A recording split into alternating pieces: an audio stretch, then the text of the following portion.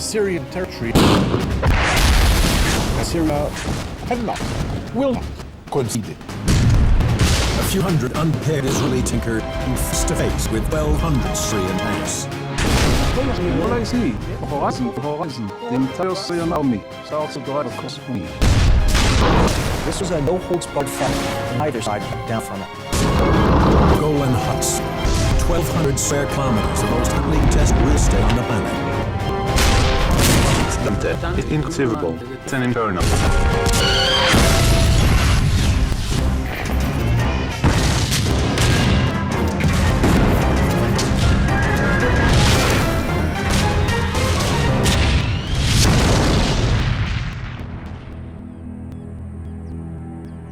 The Golan Heights, 1,200 square kilometers of the most hotly contested real estate on the planet. It's a barren volcanic escarpment that had been occupied by Israel since the Six-Day Arab-Israeli War of 1967. Both Israel and Syria claim it as their own. In the fall of 1973, that war dispute erupts into a sudden, ferocious, and bloody war. October 6th. It's Yom Kippur, the Jewish Day of Atonement. Most Israelis are at home, repenting of their sins and observing a fast, leaving the frontier of Syria light-guarded. The commander of the 74th Israeli Tank Attack, Lieutenant Colonel Yair Nashi, begins a routine patrol. It was simply pastoral peacefulness, and I'm patrolling the positions along my front. At 12, a commander from the Hermon post called me, and he says, I hear the Syrians are taking off their camouflage nets from their artillery. And then I act instinctively. So I turn my jeep around, gather all my men, and say to them, look, the scenario is that the Syrian army is removing their camouflage screens. I don't know what this means. And the men stop fasting on their tanks and start to prepare them. And as we are diving from the loss, bombardment starts. The artillery lands on us, then planes of the Syrian Air Force attack. Syrians have been planning the attack for 9 months. Israeli intelligence had some clues. For the men on the front, it's a complete surprise. What the Syrians do, lull Israel into full sense of security. The Israelis have seen the Syrians move all their troops up, get geared for war, time and again, only to have them all go back to their bases. So on 6th of October, when the Syrians don't go back to the bases, the Israelis are caught completely off guard. Israel is a small state and they have perfected the art of mobilization. So it is the first chance of war they want to accomplish as much as possible so as not to bring the bulk of the Israeli army against you. The majority of the Israeli forces are reservists who need 20 hours to fully mobilize. Consequently, Israeli forces on the Golan Heights consist of fewer than 6,000 light infantry, 60 artillery pieces, and 2 understrength armor brigades with 107 tanks. In comparison, the Syrians have massed more than 50,000 infantry, 600 artillery pieces, 1,200 main battle tanks. It is a huge amount of armor. And over and above that, it was Yom Kippur in Israel. People were on holiday. The intelligence services in Israel were lax. The Arabs can't fight. And so, as a result, they were in for very major problem. I thought to myself, what's going on?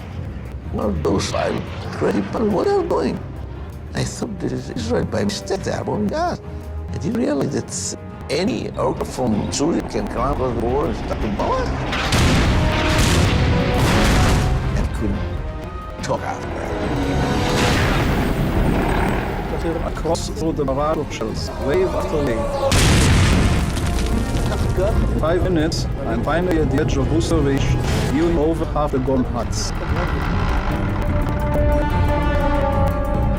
At first, it's small, and then, like rings of cigarette smoke, it slowly gets closer, bigger and bigger. All I see, from horizon to horizon, the entire Syrian army starts to drive across me. But this is only part of a much larger war. Egypt and Syria have launched simultaneous attacks on 2 fronts, splitting Israeli defense forces. Their mission? Take back territory lost during the 6-day Arab-Israeli War, including Sinai and the Golan Heights. Syrian body politic was humiliated, was traumatized. It is as a result of this that we had the 1973 war, a war that was made specifically in order to regain this territory that Israel occupied. over the course of time, they developed a campaign plan that was specifically tailored to retake Golan and pay Syria's tarnished honor. Syrian battle plans to use overwhelming force, penetrate the Israeli line at 2 points, and send armored divisions through gaps to advance across the Golan Plateau and seize key bridges of the Jordan River. The spearhead Assyrian attack a massive Soviet-designed T-55 tank. The T-55, 4 tons, is relatively small for a main battle tank, making it hard to hit. Its 100mm main cannon has an effective range of just 2,400 meters, no match to the bigger guns of the Israelis. But that disadvantage is offset by numbers. The Syrians attacked the Golan Heights with more than 1,200 T-55s. The defending Israeli with their 107 tanks are outnumbered, or 7-1. The Syrians had rehearsed the initial attack on the Israeli position countless times beforehand. Apparently, one thing that they hadn't quite planned out properly was where to put the bridging equipment. The Israelis had built a deep anti-tank trench in front of their position all along the Golan front, but the Syrians had put the bridging equipment far back in their colors. And as a result, the first thing that happened was that Syrian tankers, who bizarrely drove straight to the Israelis, drove right to the tank ditch, and as a result, were picked off like city ducks. Israeli tankers sit up a height overlooking the anti-tank ditch. For the Israelis, the tank of choice on the rocky terrain of the Golan is Shakal, an upgraded version of the Syrian main battle tank. It's protected by 152mm of full armor, and equipped with a 105mm rifled cannon. Accurate range is in excess of 3,600 meters. The Shakal is a formidable opponent to Syrian T-55s. When David was out to fight Goliath, he made the decision to fight him with slingshot, and he knew he could defeat Goliath because he would enter in range of Goliath's weapons. And from outside that range, he hits him with a rock and knocks him over. I am going to be David. Syrians don't open fire from range further than 200 meters, but I, in all my training, can fire and hit targets about 5 kilometers.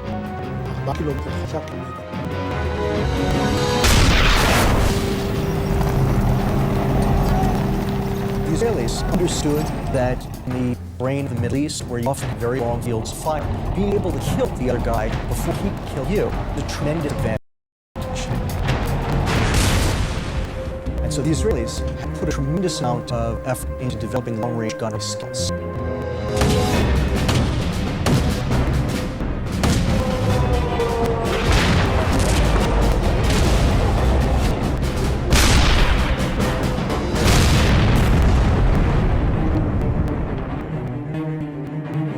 When the initial Syrian attack in the north foundered, commanders decided they would nevertheless try out some kind of a night operation to see if they couldn't get back on schedule, and so they pushed forward in the darkness. And at that moment, they had a tremendous advantage. The Syrian tanks had Soviet night fighting equipment. The Israelis didn't. And as a result, when the Syrians began to push into their lines, the Israelis were at a complete loss as to what to do or how to do it. The hardest combat was during night. It was dark, nobody used any lights. When you turn on the lights, it immediately kill you.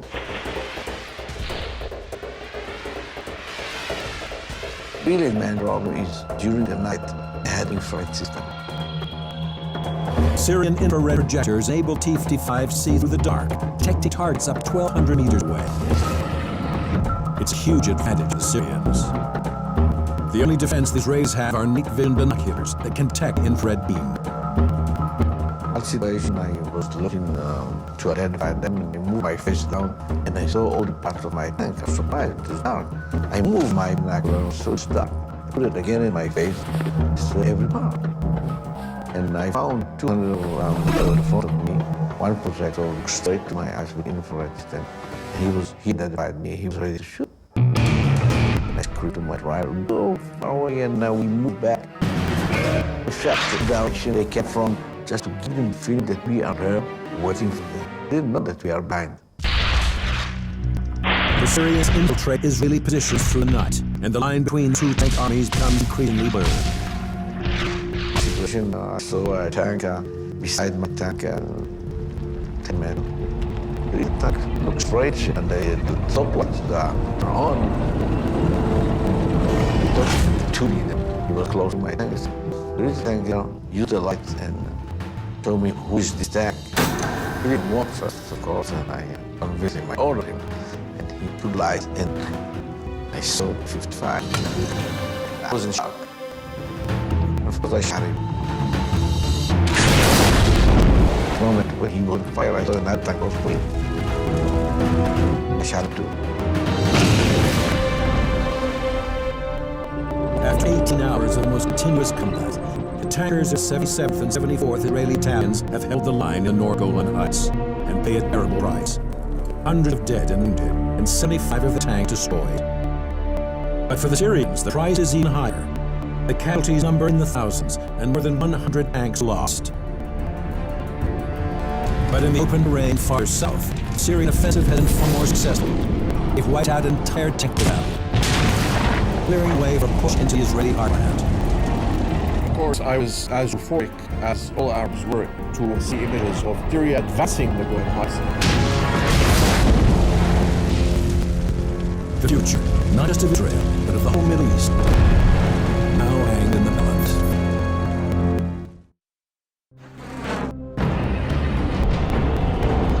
October 6, 1973, Egypt and Syria attacked Israeli forces on two fronts. They turned to take back all territory lost in the 6-day war of 1967. Syrian armored brigades strike at 2 points on Golan Heights, throwing 50,000 infantry and 1,200 tanks into the battle. In rugged and hilly northern sector, Israeli defenders hold the line for the first day of fighting, even though they're outnumbered almost 7-1 and take heavy casualties. But in more open country farther south, Syrians seem unstoppable. In the south, you have two very aggressive Syrian commanders. They dragged their bridge equipped forward. One of the commanders actually had infantry fill in portion of the Israeli anti-tank trench by hand, crossed over, and were able to mass so much power against these thinned out Israeli fences in the southern flank of the Golan, they were able to punch through. October 7th, after a day of fierce fighting, the Israeli southern line falls apart under massive onslaught of Syrian armor. By 8 a.m., Syrian forces are advancing across the Golan Plateau, driving toward key bridges across the Jordan River. The Syrian assumption was that they could push through those Israeli lines and drive as fast as they could, grab those bridges. They'd effectively be able to prevent the Israeli reserves from mounting a viable counterattack out of Galilee.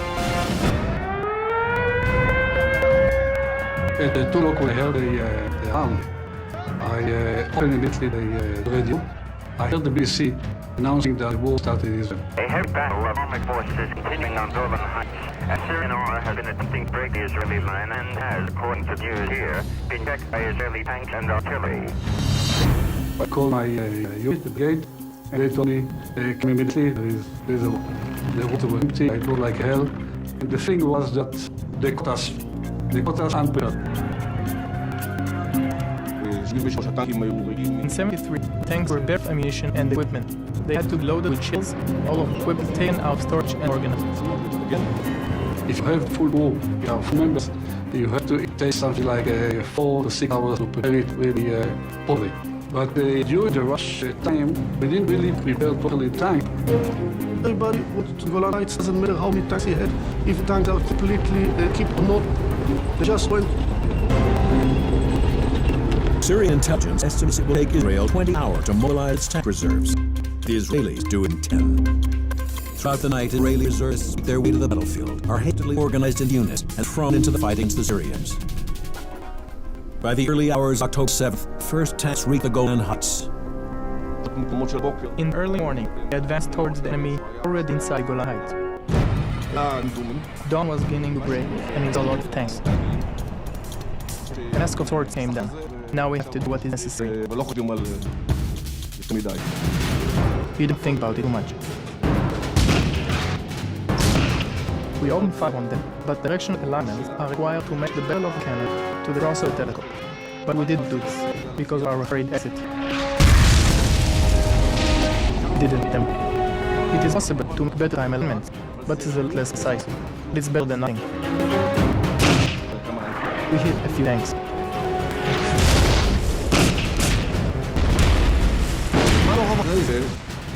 But not long after this, I saw a very large cloud of dust come from the southeast. When this cloud got closer, it turns out that it was a very large Syrian fort with 62 tanks. It's the last thing outnumbered Israelis want to see on the battlefield. T-62, an upgraded version of the T-55. Those upgrades include 240 millimeters of frontal armor and bigger 581 horsepower engine.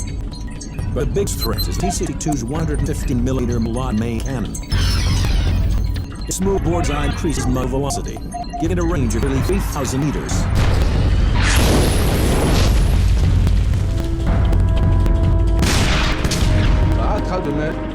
Then I honestly started to feel that I was being targeted. Shells were falling beside me or behind me.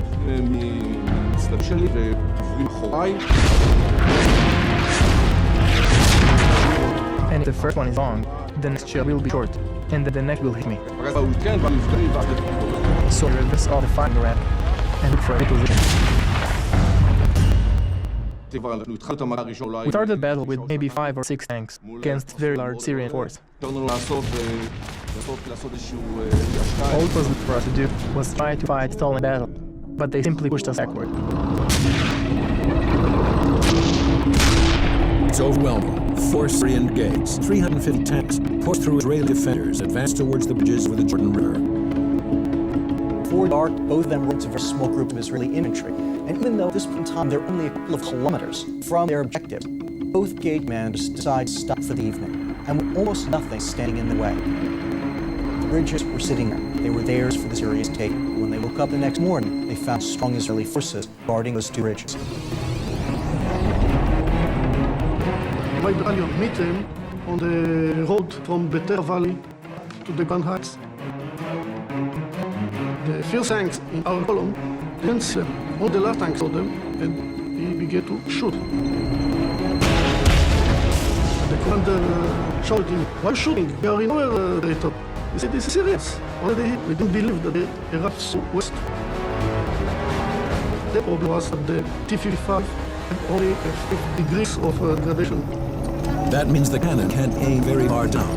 It's a disadvantage for a tank on high ground, engaging an enemy approaching from below.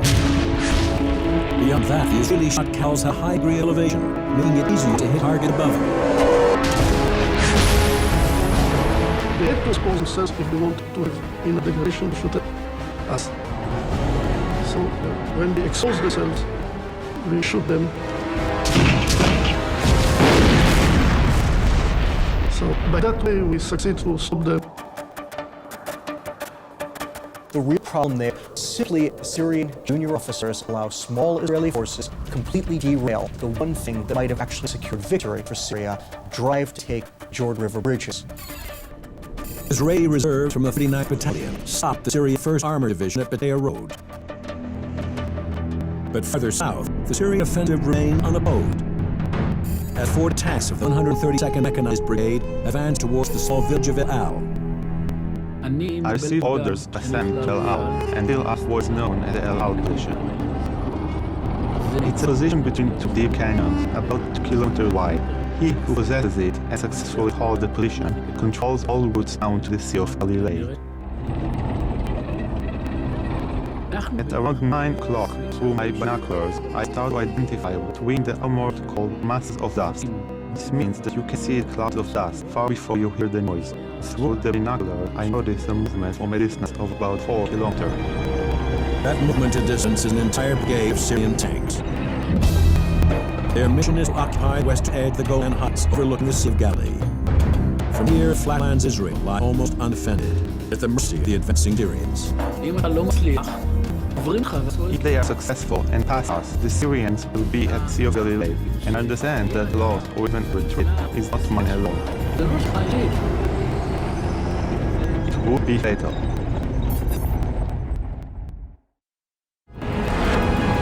October 7th, 1973. With 20 hours into Syrian attack on the Israeli-occupied Golan Heights. And the rugged and rocky northern sector, 2 Israeli tankiers struggle to hold off the Syrians. But in the flat terrain of the southern Golan, Mess's Syrian armor rolled over the Israelis and are pushing on towards bridges over the Jordan River. At around 9 o'clock, through my binoculars, I start to identify what we in the armored call masses of dust. This movement ahead becomes clearer and clearer, and then we start to identify Syrian tanks. They are getting closer and are stopping at distances of about 1,500 meters, and start notice loads of rise.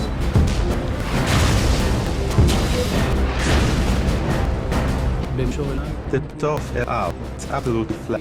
It's as if you put the tanks on a beer table and said, please, go ahead and clean up. You can see huge distances. There is nowhere to hide. And the only thing that can save you is your own capability, your own skill, and to always be on the move. I always make sure that the tanks are always moving and not firing more than what called a ball to the target, which is just 2 or 3 shells, one after the other. We fire one and then adjust. We fire another and then move in another position. In order to get a target, you have to stop and stand. Then bring the turret to a point right in line with the enemy tank. You give the range according to your estimation. When everyone else is on, I give the command to fire. The Israelis, for their part, maneuvered constantly. They darted from firing position to firing position. Most Syrian armored units didn't maneuver at all. They simply drove straight at the Israelis. And so this is really the big difference between the Syrian and Israeli army. The Syrians, when they gain territory, they hang on to it to the death, which might be good, but it's very bad if they need to move. The sole fact is the Syrian tankers are just no match for the Israeli counterparts. The Israelis have taken the best shots that Syria has to give, and they're now in a position with enough combat strength that they can begin to push back. So we started to move unit by unit, and I found myself alone in one area. There were 2 hills, and I was in the middle of the hills, overlooking Hoshea village. I saw a regiment getting fueled or rearmed and so on. I started to shoot them. And I saw some Syrian tanks live in the hills. And I started to hit one by one because they were attending one and the other very, very close. The Syrian tanks sit in ducks with Israel's high explosive swash head or Hesh round. On impact, the swash against the target and explode.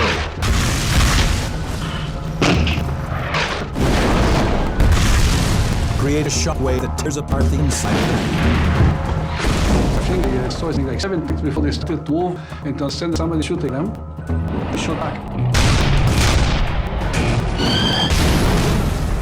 Our started to move.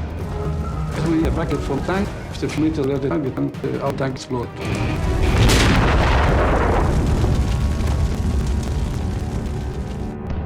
The outnumbered Israelis fall back and regroup, and the Syrians gear up for final offensive.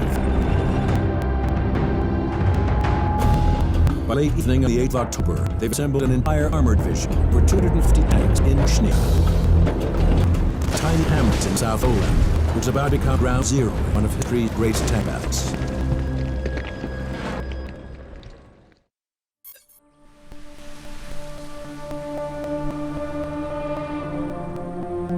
Hoshnia, once thriving village of southern Golan Heights. Today it's a scattered collection of ruins, a grim monument to ferocity of the 1973 Arab-Israeli War. Syrian and Israeli tank forces clashed here in a historic encounter, now simply remembered as the Battle of Hoshnia. October 9th, the Syrian advance into Golan loses steam, and they assemble an armored division of 250 tanks at Hoshnia in preparation for a final offensive. But in 3 days, Syrian attacks on the Golan Heights began. The Israelis have mobilized hundreds of tanks and thousands of reserve soldiers. Most of them streamed towards Hoshnia for a showdown with Syrians. I received an order to cross the oil pipeline and advance and capture Hoshnia. The Syrians held this place as their last stronghold to the Golan Heights. And for the first time since the war began, there was a plan for an organized attack with artillery and jets. The artillery started falling in Hoshnia.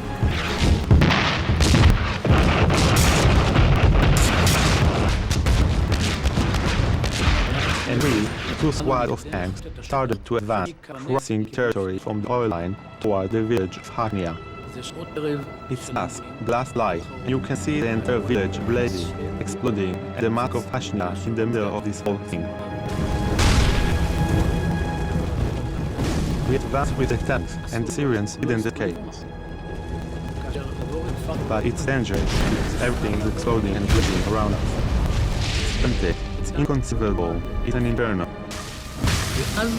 And then, from within the village, outburst Syrian tanks and trucks. They are terrified, trying to escape, and see a Syrian tank, and it isn't clear if it is able to get out. Then, the turret starts moving in my direction, but my cannon and my turret are farther away, and it's completely clear that I won't be able to target him. He's going to get a bead on me first, and if he does, then I'm abandoned.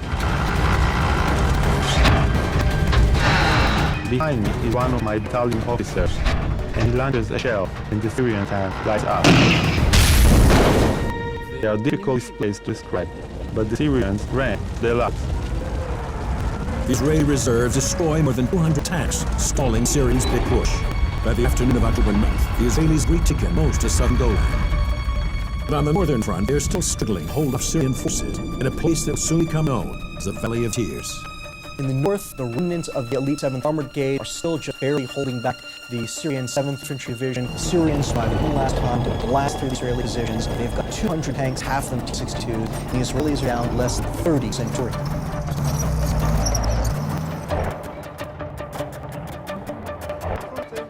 We are currently located at the positions that control the Valley of Tears, which you see here in front of us.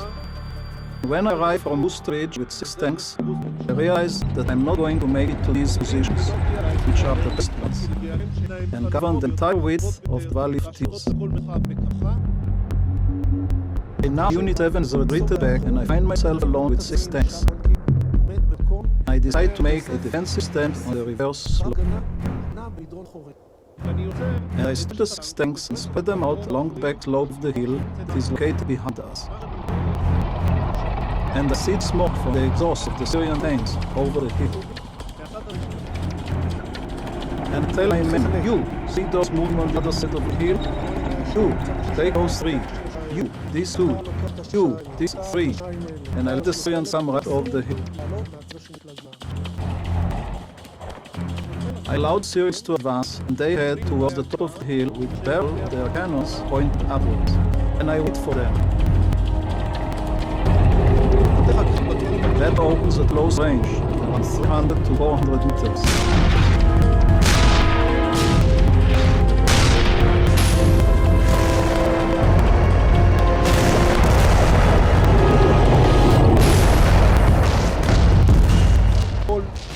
And we stopped their advance towards the main road, but in this battle, after we stopped the Syrian army, we had only 2 tanks left. On this side, the foot of Mount Hermon, see today the same famous valley where the commander of the 77th Battalion, Colonel Kalan, stood and blocked the Syrian advance through this valley. When I came 2 kilometers from the hills, I saw far away Israeli tanks on fire, and the tanks around them to shoot us. And I moved my tanks to the valley. I was shocked. I called my commander and said, if you have any tanks in there, send them immediately.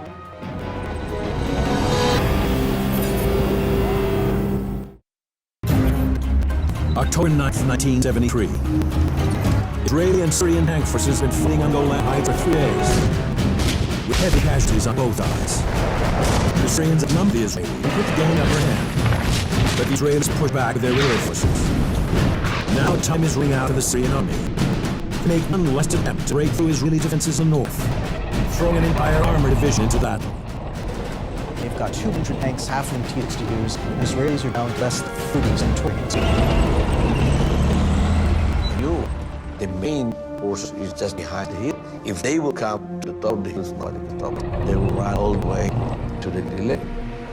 And I decided to move forward and to catch the hills and to catch them on the valley.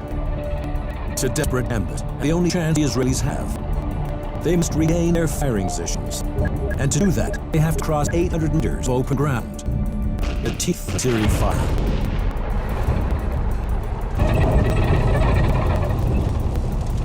Order to move forward like it's written in the book. And I decided to move all of them to my frequency, my region. Every gunner, lower and driver, and tank commander didn't listen to my voice. And I told them, look at the Syrian soldiers, how they're fighting so well. Look at them. What happened to us? My chicken and my egg. don't move. And start to move. I told him that joined me other than joined me. And I prayed that God just give me to arrive to the top of the hill. We will catch him. And other than that, thanks arrived to the hills. And arrived. While it stuck from tanks. And we shot like crazy.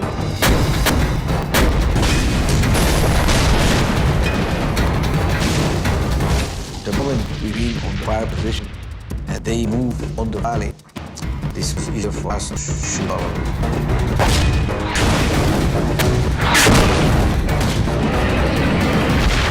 I got to survive. Some of them they stopped and they shot and they killed my tanks. We survived around 3-4 times normal tanks. I remember that I was trying to count the tanks that we shot alone. And I couldn't. So many.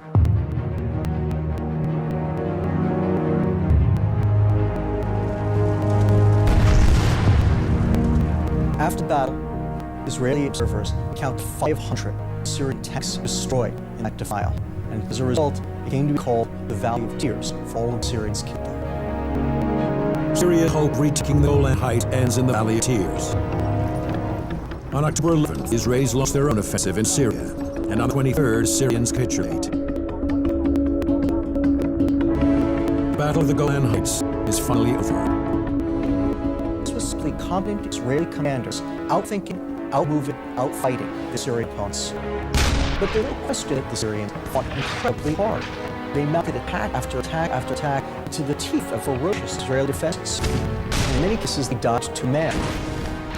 This was a no-holds-barred fight. Neither side backed down from it. The 1973 Arab-Israeli War lasts 16 days. Those days are among the bloodiest in the history of armored warfare. Battlefields are left littered with hulk of destroyed tanks. The Israelis lose between 400 and 500. The two Arab countries somewhere between 12 and 2,200. But the real tragedy is a human cost on both sides. 21,000 dead and tens of thousands more wounded. Most of my friends I lost in the wars. They were 19, 20 years old, more than that. And I saw them how they fight. And it's unbelievable. And I was very proud. The war ended with disappointment, but it ended with a solemn promise by Syrians and to Syrians and of Syrians that they will get back to Golan Heights one day.